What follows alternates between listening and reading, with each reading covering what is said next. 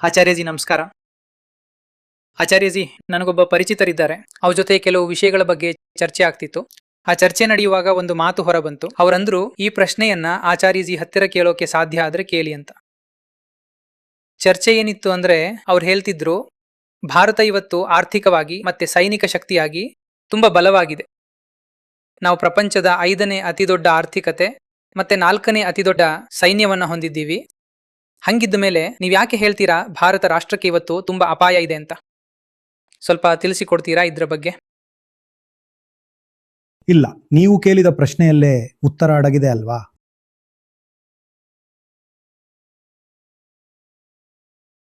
ಸೈನ್ಯ ದೇಶದ ಹತ್ತಿರ ಇದೆ.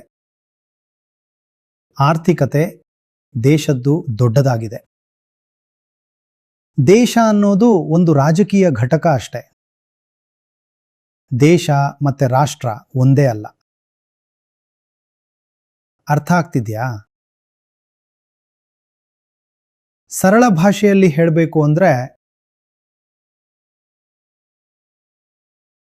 ರಾಷ್ಟ್ರ ನೀವಾಗಿದ್ದೀರಾ. ಇದಕ್ಕಾಗಿ ನಿಮಗೆ ಒಂದು ಸಾಮಾನ್ಯ ಆಧಾರ ಬೇಕು, ಒಂದು ಸಿದ್ಧಾಂತ ಬೇಕು, ಯಾವುದು ನಿಮ್ಮನ್ನ ಒಟ್ಟಿನಲ್ಲಿ ಜೋಡಿಸಿಟ್ಟಿರೋದು. ಮತ್ತೆ ದೇಶ ಉಳಿಯಬೇಕು, ಬದುಕುಳಿಯಬೇಕು ಅಂದ್ರೆ ನಿಮಗೆ ಕೇವಲ ರಾಜಕೀಯ ಒಗ್ಗಟ್ಟು ಬೇಕು ಅಷ್ಟೆ.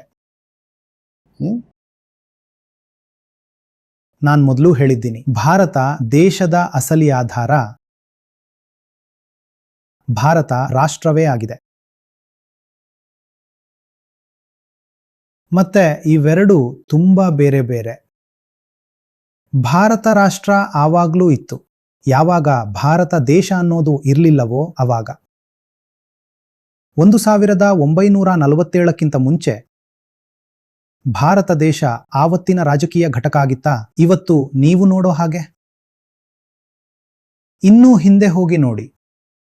1757ಕ್ಕಿಂತ ಮುಂಚೆ ಭಾರತ ದೇಶ ರಾಜಕೀಯವಾಗಿ ಇವತ್ತಿನ ತರಹ ಇತ್ತಾ? ಸೊ ದೇಶದ ವ್ಯಾಖ್ಯಾನ, ದೇಶದ ಗಡಿಯಂತೂ ನಿರಂತರವಾಗಿ ಬದಲಾಗ್ತಾನೆ ಇತ್ತು ಕಳೆದ 2 ರಿಂದ 4 ಸಾವಿರ ವರ್ಷಗಳಲ್ಲಿ. ಆದರೆ ಭಾರತ ರಾಷ್ಟ್ರ ಹಾಗೇ ಇದೆ. ಭಾರತ ರಾಷ್ಟ್ರ ಹಾಗೇ ಉಳಿದಿದೆ. ಇವತ್ತು ಯಾರ್ಯಾರು ದೇಶದ ಬಗ್ಗೆ ಮಾತಾಡ್ತಾರೋ ಅವರು ಹೆಚ್ಚಂದ್ರೆ ದೇಶ ಪ್ರೇಮಿಗಳು ಅಷ್ಟೆ. ರಾಷ್ಟ್ರ ಪ್ರೇಮಿಗಳು ತುಂಬಾ ಕಡಿಮೆ ಜನ ಇದ್ದಾರೆ. ಯಾಕಂದ್ರೆ ರಾಷ್ಟ್ರದ ಅಸಲಿ ಆಧಾರನೇ ಯಾರಿಗೂ ಅರ್ಥ ಆಗ್ತಿಲ್ಲ. ಭಾರತ ಯಾವಾಗ 1000 ಸಣ್ಣ ಸಣ್ಣ ರಾಜ್ಯಗಳು ಮತ್ತೆ ಸಂಸ್ಥಾನಗಳಲ್ಲಿ ಒಡೆದು ಹೋಗಿತ್ತೋ ರಾಜಕೀಯ ದೃಷ್ಟಿಯಿಂದ, ಅವಾಗಲೂ ಭಾರತ ರಾಷ್ಟ್ರ ಒಂದೇ ಆಗಿತ್ತು. ಅರ್ಥ ಮಾಡ್ಕೊಳ್ತಿದ್ದೀರಾ ಆ ವಿಷಯನ? ಯಾಕೆ ಒಂದಾಗಿತ್ತು? ಯಾಕಂದ್ರೆ ಏನೋ ಒಂದು ಇತ್ತು ನಮ್ಮೆಲ್ಲರನ್ನೂ ಒಂದೇ ಸೂತ್ರದಲ್ಲಿ ಪೋಣಿಸಿಟ್ಟಿದ್ದು. ಮತ್ತೆ ಯಾವುದು ನಮ್ಮನ್ನೆಲ್ಲ ಕಟ್ಟಿ ಹಾಕಿದೆಯೋ ಅದು ಭಾರತದ ಆಧ್ಯಾತ್ಮಿಕತೆ. ಮತ್ತೆ ಆ ಆಧ್ಯಾತ್ಮಿಕತೆಯಲ್ಲೂ ಇನ್ನು ಸ್ಪಷ್ಟವಾಗಿ ಹೇಳಬೇಕಂದ್ರೆ ವೇದಾಂತ.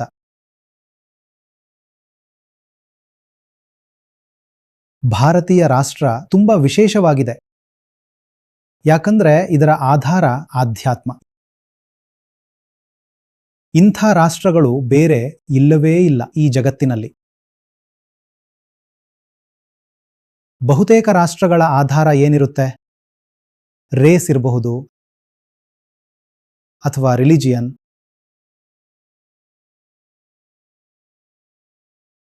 ಲ್ಯಾಂಗ್ವೇಜ್ ಇರಬಹುದು, ಏನಾದರೂ ಇರಬಹುದು. ಕ್ರೀಡ್, ರೇಸ್, ಎಥ್ನಿಸಿಟಿ, ಇವೆಲ್ಲ ಆಧಾರಗಳ ಮೇಲೆ ರಾಷ್ಟ್ರಗಳು ಆಗ್ತವೆ. ಮತ್ತೆ ಆಮೇಲೆ ಅದೇ ರಾಷ್ಟ್ರಗಳು ದೇಶಗಳಾಗ್ತವೆ. ಮತ್ತೆ ಯಾಕಂದ್ರೆ ಆ ಎಲ್ಲ ರಾಷ್ಟ್ರಗಳು ಉದ್ಭವಿಸೋದೇ ತುಂಬಾ ಹಿಂಸಾತ್ಮಕ ಆಧಾರಗಳ ಮೇಲೆ, ತುಂಬಾ ವಿಭಜಿತ ಆಧಾರಗಳ ಮೇಲೆ. ಅದಕ್ಕೆ ಅವುಗಳಿಂದ ಹೊರಬರೋ ದೇಶಗಳು ಕೂಡ ಹಿಂಸಾತ್ಮಕವಾಗಿರ್ತವೆ. ಮತ್ತೆ ಆಮೇಲೆ ಎಲ್ಲಾ ತರಹದ ವರ್ಲ್ಡ್ ವಾರ್ಸ್ ಆಗ್ತವೆ. ವರ್ಲ್ಡ್ ವಾರ್ಸ್ ಆಗೋದು ಇದಕ್ಕೆ. ಯಾಕಂದ್ರೆ ಉದಾಹರಣೆಗೆ ಯುರೋಪ್ ಇದೆ, ಉಪಮಹಾದ್ವೀಪ, ಒಂದು ಕಾಂಟಿನೆಂಟ್ ಜಸ್ಟ್, ಅದು ಪೂರ್ತಿ. ಅದರಲ್ಲಿ ಇಷ್ಟೊಂದು ದೇಶಗಳಿವೆ. ಆ ದೇಶಗಳ ಆಧಾರದಲ್ಲೂ ರಾಷ್ಟ್ರಗಳಿವೆ. ಆದರೆ ಆ ರಾಷ್ಟ್ರಗಳು ಇರೋದು ಯಾಕಂದ್ರೆ ಅವುಗಳನ್ನ ಪರಸ್ಪರ ಹೆಣೆಯೋ ವಿಷಯ ಯಾವುದೋ ತುಂಬಾ ದೊಡ್ಡದಲ್ಲ. ಯಾವುದೇ ಹೈಯರ್ ವ್ಯಾಲ್ಯೂ, ಯಾವುದೇ ಉನ್ನತ ಮೌಲ್ಯ ಅವುಗಳನ್ನ ರಾಷ್ಟ್ರವನ್ನಾಗಿ ಮಾಡ್ತಿಲ್ಲ. ಜರ್ಮನ್ ರಾಷ್ಟ್ರ ಕೂಡ ಇದೆ, ಮತ್ತೆ ಫ್ರೆಂಚ್ ರಾಷ್ಟ್ರ ಕೂಡ ಇದೆ. ನಾನು ಕಂಟ್ರಿ ಬಗ್ಗೆ ಮಾತಾಡ್ತಿಲ್ಲ, ನಾನು ರಾಷ್ಟ್ರದ ಬಗ್ಗೆ ಮಾತಾಡ್ತಿದ್ದೀನಿ. ಅವು ಯಾವ ಆಧಾರದ ಮೇಲಿವೆ? ಅವು ಹೆಂಗೆ ಹೇಳ್ತವೆ ನಾವು ಒಂದೇ ಅಂತ? ನಾವು ಒಂದೇ ರಾಷ್ಟ್ರಕ್ಕೆ ಸೇರಿದವರು ಅಂತ ಹೆಂಗೆ ಹೇಳ್ಬಿಡ್ತಾರೆ? ಅಲ್ಲಿ ಯಾವುದೇ ತುಂಬಾ ದೊಡ್ಡ ಮೌಲ್ಯ ಇಲ್ಲ, ಜಸ್ಟ್ ಇಷ್ಟೇ. ಒಂದು ರೀತಿಯಲ್ಲಿ ನಾವೆಲ್ಲ ಒಂದೇ ಪಂಗಡಕ್ಕೆ ಸೇರಿದವರು. ನಾವೊಂದು ಗುಂಪು, ನಮ್ಮ ಜಾಗ ಒಂದೇ, ನಮ್ಮ ಊಟ ತಿಂಡಿ ಒಂದೇ, ನಮ್ಮ ಭಾಷೆ ಒಂದೇ, ನಮ್ಮ ರೇಸ್ ಒಂದೇ, ನಮ್ಮ ರಕ್ತ ಒಂದೇ. ಅದಕ್ಕೆ ನಾವೆಲ್ಲ ಒಂದಾಗಿದ್ದೀವಿ. ಇದೇ ಆಧಾರದ ಮೇಲೆ ಸಾಮಾನ್ಯವಾಗಿ ರಾಷ್ಟ್ರಗಳು ಆಗ್ತವೆ. ಭಾರತ ರಾಷ್ಟ್ರ ಈ ಆಧಾರದ ಮೇಲೆ ಆಗಿಲ್ಲ. ಮತ್ತೆ ಇದನ್ನ ಕೂಡ ಅನ್ಕೋಬೇಡಿ, ಭಾರತ ರಾಷ್ಟ್ರ ಧರ್ಮದ ಆಧಾರದ ಮೇಲೆ ಆಗಿದೆ ಅಂತ. ಧರ್ಮದ ಆಧಾರದ ಮೇಲೂ ತುಂಬಾ ದೇಶಗಳಾಗ್ತವೆ. ಪಾಕಿಸ್ತಾನ ಇದೆ ಅಲ್ವಾ? ಆದ್ರೆ ಭಾರತೀಯ ರಾಷ್ಟ್ರ ಧರ್ಮದ ಆಧಾರದ ಮೇಲೆ ಇರಲಿಲ್ಲ. ನಾವು ಸಾಮಾನ್ಯವಾಗಿ ಯಾವುದನ್ನ ಧರ್ಮ ಅಂತೀವಿ ಆಡುವ ಭಾಷೆಯಲ್ಲಿ, ಅಂಥವು ಎಷ್ಟೋ ಬಂದು ಎಷ್ಟೋ ಹೋದು. ಆದ್ರೆ ವಿಷಯ ಏನಂದ್ರೆ ದೇಶ ಆಧ್ಯಾತ್ಮಿಕವಾಗಿತ್ತು. ದೇಶಕ್ಕೆ ಆಸಕ್ತಿ ಇತ್ತು ಸತ್ಯದಲ್ಲಿ. ಈ ದೇಶ ಆತ್ಮ ಜಿಜ್ಞಾಸೆನ ತುಂಬಾ ಗಂಭೀರವಾಗಿ ತಗೊಳ್ತಿತ್ತು. ಈ ದೇಶ ಜೀವನದ ಆಳಕ್ಕೆ ಇಳಿಯೋಕೆ ಪ್ರಯತ್ನ ಪಡ್ತಿತ್ತು. ಅದಕ್ಕೆ ಇದು ರಾಷ್ಟ್ರವಾಗಿ ತುಂಬಾ ಬೇರೆ ತರಹ ಇತ್ತು, ವಿಶಿಷ್ಟವಾಗಿತ್ತು. ಇವಾಗ ನಾನು ಎಷ್ಟು ಸಲ ದೇಶ ಅಂದನೋ ಅದನ್ನ ರಾಷ್ಟ್ರ ಅಂತ ಕೇಳಿಸ್ಕೊಳ್ಳಿ. ಅರ್ಥ ಆಗ್ತಿದ್ಯಾ? ಇವಾಗ ಏನಾಗ್ತಿದೆ ಅಂದ್ರೆ, ಆಗ್ತಿರೋದು ಇಷ್ಟೇ. ಹಲವಾರು ಕಾರಣಗಳಿಂದ ಭಾರತದಲ್ಲಿ ಇವತ್ತು ಉನ್ನತ ಮೌಲ್ಯಗಳ ಭೀಕರ ಪತನ ಆಗ್ತಿದೆ. ಆಧ್ಯಾತ್ಮ ಒಂದೋ ಮುಗಿದು ಹೋಗ್ತಿದೆ, ಅಥವಾ ಎಲ್ಲಿ ಇದ್ದ ಹಾಗೆ ಕಾಣಿಸಿದ್ರೂ ಕೂಡ ಅದು ತುಂಬಾ ನಕಲಿ ಮತ್ತೆ ಮೋಸದಿಂದ ತುಂಬಿದೆ. ಮತ್ತೆ ನಾನು ಹೇಳಿದೆ ಅಲ್ವಾ, ಭಾರತೀಯ ರಾಷ್ಟ್ರದ ಆಧಾರವೇನು ಅಂತ? ಆಧ್ಯಾತ್ಮ. ಆಧ್ಯಾತ್ಮ ಇರಲಿಲ್ಲ ಅಂದ್ರೆ ರಾಷ್ಟ್ರ ಉಳಿಯಲ್ಲ, ದೇಶ ಬಹುಶಃ ಉಳಿದುಕೊಳ್ಳಬಹುದು. ಯಾರು ಪ್ರಶ್ನೆ ಕೇಳಿದ್ರೋ ಅವರು 100ಕ್ಕೆ 100 ಸರಿಯಾಗಿ ಹೇಳ್ತಿದ್ದಾರೆ. ಇಕಾನಮಿ ಬೆಳಿತಾನೆ ಇದೆ ಅಂತ. ಜಗತ್ತಿನ ಟಾಪ್ 5 ಇಕಾನಮೀಸ್ ಮತ್ತೆ ಸಾಮರಿಕ ಶಕ್ತಿಗಳಲ್ಲಿ ನಾವು ಬಂದಿದ್ದೀವಿ. ಮತ್ತೆ ಈ ಕ್ಷೇತ್ರದಲ್ಲಿ ಪ್ರೋಗ್ರೆಸ್ ಆಗ್ತಿದೆ, ಆ ಕ್ಷೇತ್ರದಲ್ಲಿ ಪ್ರೋಗ್ರೆಸ್ ಆಗ್ತಿದೆ, ಅದೆಲ್ಲ ನಡೀತಾನೆ ಇರುತ್ತೆ, ದೇಶ ಬೆಳಿತಾನೆ ಇರುತ್ತೆ.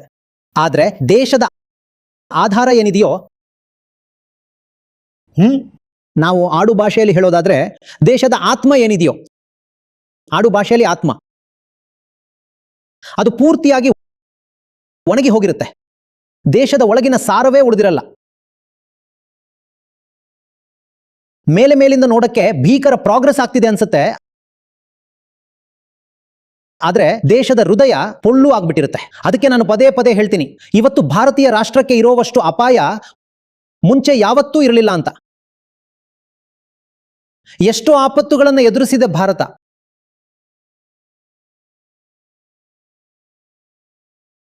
ಆದ್ರೆ ಭಾರತೀಯ ರಾಷ್ಟ್ರ ಜಾಸ್ತಿ ಆಪತ್ತುಗಳನ್ನು ನೋಡಿಲ್ಲ. ಒಂದ್ ವೇಳೆ ಎದುರಿಸಿದ್ರೂ ಕೂಡ ತುಂಬಾ ಶಕ್ತಿಯಿಂದ ಎದುರಿಸಿ ನಿಂತಿದೆ, ಗೆದ್ದು ನಿಂತಿದೆ. ಇವತ್ತು ಬಂದಿರೋ ಆಪತ್ತು ಭಾರತ ದೇಶದ ಮುಂದೆ ಕಡಿಮೆ ಇದೆ, ಆದ್ರೆ ಭಾರತ ರಾಷ್ಟ್ರದ ಮುಂದೆ ಹೆಚ್ಚಾಗಿದೆ. ಈ ವ್ಯತ್ಯಾಸ ನಿಮ್ಗೆ ಸ್ಪಷ್ಟವಾಗಿ ಅರ್ಥ ಆಗ್ತಿದ್ಯಾ? ನೋಡಿ, ಚೀನಾ ಬಂದು ಗಲ್ವಾನ್ನಲ್ಲಿ ಗಲಾಟೆ ಮಾಡುತ್ತೆ, ಪಾಕಿಸ್ತಾನ ಕಾಶ್ಮೀರದಲ್ಲಿ ಮಾಡುತ್ತೆ. ಈ ಅಪಾಯಗಳು ರಾಷ್ಟ್ರದ ಮುಂದೆ ತುಂಬಾ ದೊಡ್ಡದೇನಲ್ಲ. ಯಾಕಂದ್ರೆ ರಾಷ್ಟ್ರ ಅವಾಗ್ಲೂ ತರ್ಕೊಂಡಿತ್ತು. ಯಾವಾಗ ತೈಮೂರ್ ಲಂಗ್ ನೇರವಾಗಿ ದೆಹಲಿಗೆ ನುಗ್ಗಿ ಬಂದಿದ್ದನು, ರಾಷ್ಟ್ರ ಅವಾಗ್ಲೂ ತರ್ಕೊಂಡಿದ್ದಿತ್ತು. ಯಾವಾಗ ಎಲ್ಲ ಏಷ್ಯನ್ ಮತ್ತೆ ಯುರೋಪಿಯನ್ ಶಕ್ತಿಗಳ ಎಷ್ಟೋ ಶತಮಾನಗಳ ಗುಲಾಮಗಿರಿಯನ್ನ ಅದು ಅನುಭವಿಸಬೇಕಾಗಿ ಬಂದಿತ್ತು, ರಾಷ್ಟ್ರ ಅವಾಗ್ಲೂ ಸಹಿಸ್ಕೊಳ್ತು, ಮತ್ತೆ ಅದರ ಅಸ್ತಿತ್ವ ಅಳಿದು ಹೋಗ್ಲಿಲ್ಲ.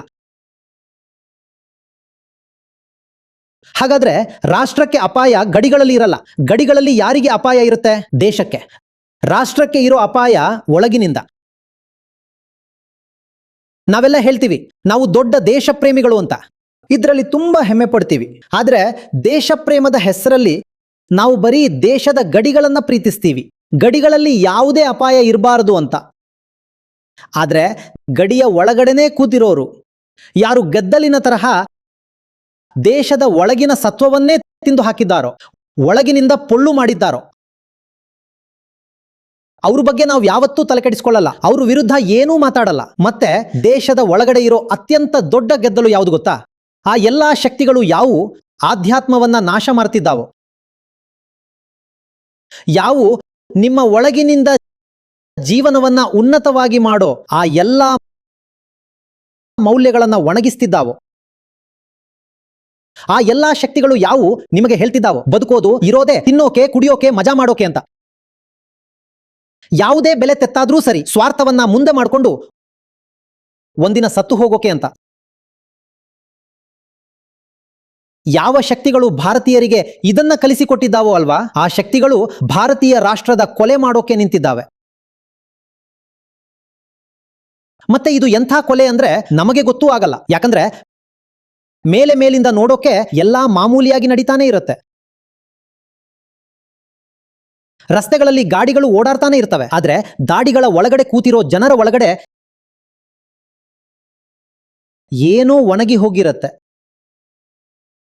ರಸ ಇಲ್ಲದ ಹಾಗೆ ಆಗ್ಬಿಟ್ಟಿರ್ತಾರೆ.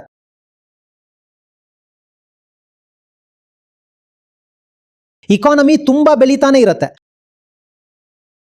ಆದ್ರೆ ಆ ಇಕಾನಮಿ ಜಗತ್ತಿನ ಬೇರೆ ದೇಶಗಳ ತರಹಾನೇ ಆಗ್ಬಿಡುತ್ತೆ. ಎಷ್ಟೋ ದೇಶಗಳಿದ್ದಾವೆ ಅಲ್ವಾ, ಯಾವು ತುಂಬಾ ದೊಡ್ಡ ಇಕಾನಮೀಸ್ ಹೊಂದಿದ್ದಾವೋ, ಹಾಗೆ ಭಾರತ ಕೂಡ ಆಗ್ಬಿಡುತ್ತೆ. ಭಾರತದ ವಿಶಿಷ್ಟತೆ ಪೂರ್ತಿ ನಾಶ ಆಗ್ಬಿಡುತ್ತೆ. ಮತ್ತೆ ಇದು ತುಂಬಾ ವಿಚಿತ್ರವಾದ ವಿಷಯ ಆಗಿರುತ್ತೆ. ಯಾಕಂದ್ರೆ ಇಷ್ಟೊಂದು ಶತಮಾನಗಳ ರಾಜಕೀಯ ಗುಲಾಮಗಿರಿ ರಾಷ್ಟ್ರಕ್ಕೆ ಜಾಸ್ತಿ ಹಾನಿ ಮಾಡೋಕೆ ಆಗ್ಲಿಲ್ಲ. ರಾಷ್ಟ್ರಕ್ಕೆ ಎಲ್ಲಕ್ಕಿಂತ ಜಾಸ್ತಿ ನಷ್ಟ ಇವಾದ ಆಗ್ತಿದೆ. ಯಾವಾಗ ನಾವು ರಾಜಕೀಯವಾಗಿ ಸ್ವತಂತ್ರವಾಗಿದ್ದೀವೋ, ಯಾವಾಗ ನಾವು ಗುಲಾಮರಾಗಿದ್ವೋ ರಾಜಕೀಯವಾಗಿ, ಅವಾಗ ದೇಶ ಗುಲಾಮವಾಗಿತ್ತು. ರಾಷ್ಟ್ರದ ಅಸ್ತಿತ್ವ ಎದೆಯೊಳಗೆ ತುಂಬಾ ಜೋರಾಗಿ ಮಿಡ್ತಾ ಇತ್ತು. ರಾಷ್ಟ್ರಕ್ಕೆ ಯಾವುದೇ ಅಪಾಯ ಆಗ್ತಿರ್ಲಿಲ್ಲ, ದೇಶ ಗುಲಾಮವಾಗಿತ್ತು. ಇವತ್ತು ದೇಶ ಸ್ವತಂತ್ರವಾಗಿದೆ, ಮತ್ತೆ ರಾಷ್ಟ್ರ ಮರಣದ ಅಂಚಿನಲ್ಲಿದೆ. ಆದ್ರೆ ಯಾರ ಕಿವಿಯ ಮೇಲೂ ಏನು ಹರಿದಾಡ್ತಿಲ್ಲ, ಯಾರಿಗೆ ಗೊತ್ತೂ ಆಗ್ತಿಲ್ಲ. ಯಾಕಂದ್ರೆ ಯಾವ ಸಾವು ಆಗ್ತಿದೆಯೋ, ಯಾವ ಸತ್ಯದ ಬಗ್ಗೆ ನಾನು ಮಾತಾಡ್ತಿದ್ದೀನೋ ಅದು ತುಂಬಾ ಸೂಕ್ಷ್ಮವಾಗಿದೆ. ಅದು ಕಣ್ಣಿಗೆ ಕಾಣಿಸಲ್ಲ. ಕಣ್ಣಿಗೆ ಬರೀ ಇದೇ ಕಾಣಿಸುತ್ತೆ, ಇಕಾನಮಿ ಪ್ರಗತಿ ಮಾಡ್ತಿದೆ ಅಂತ, ಸೇನೆ ದೊಡ್ಡದಾಗ್ತಿದೆ ಅಂತ, ಹೊಸ ಹೊಸ ತರದ ಮಾರ್ಕೆಟ್ಗಳು ತೆರೀತಾ ಇವೆ ಅಂತ, ಜನರ ಹತ್ತಿರ ದುಡ್ಡು ಬರ್ತಿದೆ ಅಂತ.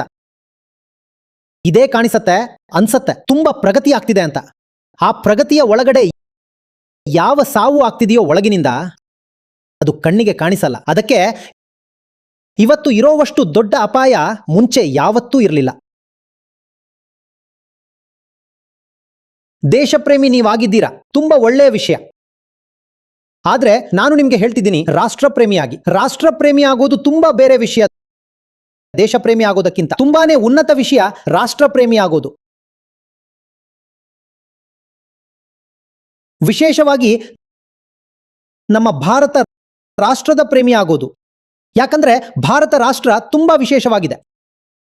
ಯಾವುದೇ ಸಣ್ಣ ಸಿದ್ಧಾಂತದ ಮೇಲೆ ನಿಂತಿಲ್ಲ ಭಾರತ ರಾಷ್ಟ್ರ. ಭಾರತ ರಾಷ್ಟ್ರ ಆ ಅತ್ಯುನ್ನತ ಸಿದ್ಧಾಂತದ ಮೇಲೆ ನಿರ್ಮಾಣವಾಗಿದೆ. ಯಾವುದು ಮನುಷ್ಯನ ಜೀವನವನ್ನ ಸಾರ್ಥಕ ಮಾಡಬಲ್ಲದೋ, ಯಾವುದರ ಹೆಸರು ಆತ್ಮ ಜಿಜ್ಞಾಸೆ, ಆತ್ಮಜ್ಞಾನ, ಆಧ್ಯಾತ್ಮ, ಸತ್ಯ. ಅದನ್ನೇ ನೀವು ಬೇರೆ ಹೆಸರುಗಳಿಂದ ಬೋಧೆ ಅನ್ನಬಹುದು, ಪ್ರೇಮ ಅನ್ನಬಹುದು, ಕರುಣೆ ಅನ್ನಬಹುದು. ಇವೇ ನಮ್ಮ ರಾಷ್ಟ್ರೀಯತೆಯ ಮೂಲ ಆಧಾರಗಳು. ಇದನ್ನ ಉಳಿಸಿ. ದೇಶ ಉಳಿಸೋದು ಒಂದು ವೇಳೆ ಮುಖ್ಯ ಆಗಿದ್ರೆ, ದೇಶಕ್ಕಿಂತ ಜಾಸ್ತಿ ಮುಖ್ಯ ರಾಷ್ಟ್ರನ ಉಳಿಸೋದು. ರಾಷ್ಟ್ರಪ್ರೇಮಿಯಾಗಿ. ನಿಮ್ಗೆ ಖುಷಿ ಆಗತ್ತೆ, ನಮ್ದೇ ಆದ ಆ್ಯಪ್ ಇದೆ. ಅದರಲ್ಲಿ ನಮ್ ಗೀತಾ ಮತ್ತು ಉಳಿದೆಲ್ಲ ಕಾರ್ಯಕ್ರಮಗಳು ನಡೀತವೆ. ಇಲ್ಲಿ ಬುದ್ಧ ಇದ್ದಾರೆ, ಗೀತೆ ಇದೆ, ಉಪನಿಷತ್ ಇದೆ, ಅಷ್ಟಾವಕ್ರ ಇದ್ದಾರೆ. ಇವು ನನಗ್ ಸಿಕ್ತು, ನನ್ನ ಬದುಕು ಬದಲಾಯಿತು. ಇವು ನಿಮ್ಗೆ ಸಿಗುತ್ತವೆ, ನಿಮ್ ಬದುಕು ಕೂಡ ಬದಲಾಗುತ್ತೆ. ನಿಜ ಹೇಳ್ಬೇಕು ಅಂದ್ರೆ ಲಕ್ಷಾಂತರ ಇಲ್ದಿದ್ರು ಕನಿಷ್ಠ ಸಾವಿರಾರು ಬದುಕುಗಳಂತೂ ಸಂಪೂರ್ಣವಾಗಿ ಬದಲಾಗಿವೆ. ಆಚಾರ್ಯ ಪ್ರಶಾಂತ್ ಆಪ್ನಲ್ಲಿ 2 ಲಕ್ಷಕ್ಕೂ ಹೆಚ್ಚು ಗೀತಾ ಪಾಲ್ಗೊಳ್ಳುವವರ ಜೊತೆ ನೀವು ಸೇರಿಕೊಳ್ಳಿ. ಮೊದಲ ತಿಂಗಳು ಸಂಪೂರ್ಣ ಫ್ರೀ. ಗೀತಾ ಮಿಷನ್ನ ಸಂಪೂರ್ಣ ಆಕ್ಸೆಸ್ ಆಪ್ನಲ್ಲಿ ನಿಮಗೆ ಸಿಗುತ್ತೆ. ನಿಯಮಿತ ಲೈವ್ ಸೆಷನ್ಸ್ಗಳು, ಪ್ರತಿದಿನ ಆಚಾರ್ಯ ಪ್ರಶಾಂತ್ ಅವರ ವಿಶೇಷ ಸಂವಾದಗಳು, ಗೀತಾ ಕಮ್ಯುನಿಟಿಯ ಆಕ್ಸೆಸ್, ಗೀತಾ ಪರೀಕ್ಷೆ, ಆಯ್ದ ಸುದ್ದಿಗಳು, ಆಡಿಯೋ ಬುಕ್ಸ್, ಕೋಟ್ಸ್ ಮತ್ತು ಇನ್ನೂ ಹಲವು. ಗೂಗಲ್ ಪ್ಲೇ ಸ್ಟೋರ್ ಅಥವಾ ಆಪಲ್ ಆಪ್ ಸ್ಟೋರ್ನಲ್ಲಿ ಆಚಾರ್ಯ ಪ್ರಶಾಂತ್ ಅಂತ ಸರ್ಚ್ ಮಾಡಿ ಮತ್ತು ಈಗಲೇ ಡೌನ್ಲೋಡ್ ಮಾಡಿ.